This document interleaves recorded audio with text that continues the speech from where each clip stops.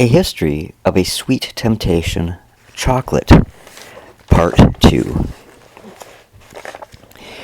When we left off looking at one of the most amazing gifts of God in the food category, I was on a rant about the so-called New World discoverer, Christopher Columbus. But moving past him, we will pick up the story of chocolate in the mid-1500s as it began to travel around the world. Hernando Cortez, Spanish explorer, led an expedition deep into Mexico looking for gold or silver. The well-wishing Native Americans welcomed him, and they served him one of their greatest treasures, a cold, bitter drink that they called cacahuatl. And when Cortez took the drink back to Spain, it was a big hit with the high-ranking Spaniards, but there was a new addition to the drink at that time. It was sweetened with sugar. And the Spanish kept the luscious concoction as a secret just for them for over the next 75 years.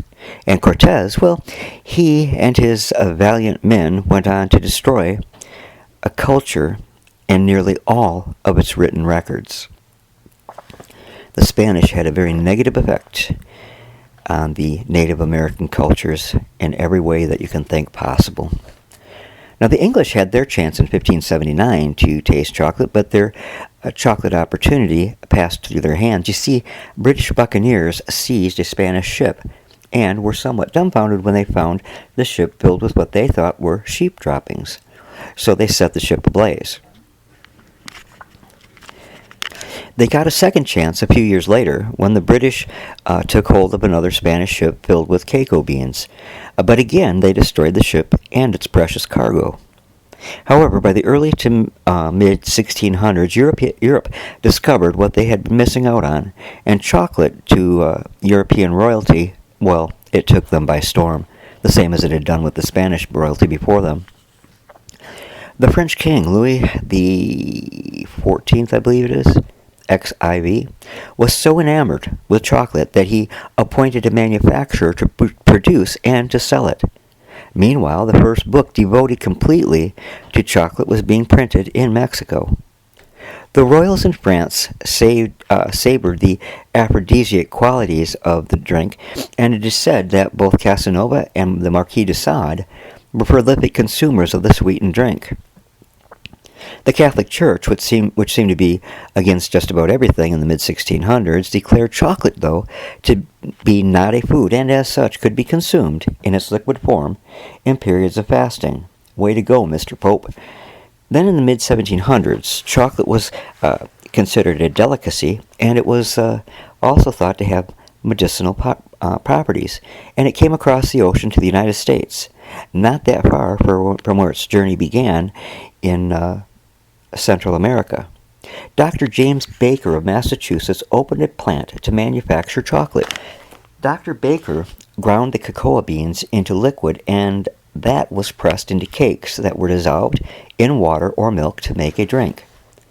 Back across the ocean, though, in Europe, an invention was made by James Watt, which would later become important in the manufacture of chocolate, and that was the steam engine.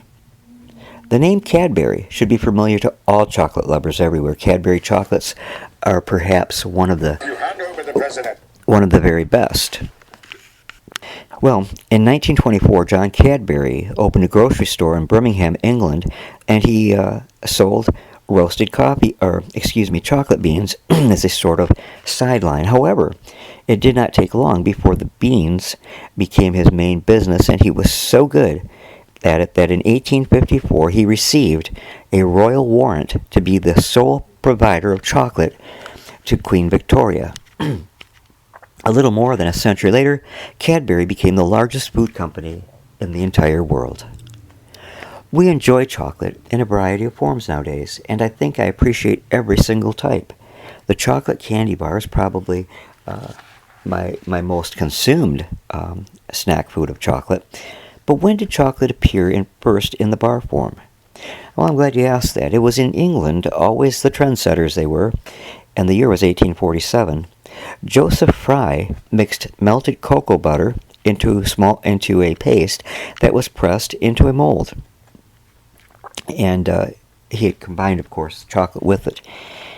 and sold as a solid bar. Some people were eating rather than drinking their chocolate, which was a change of pace.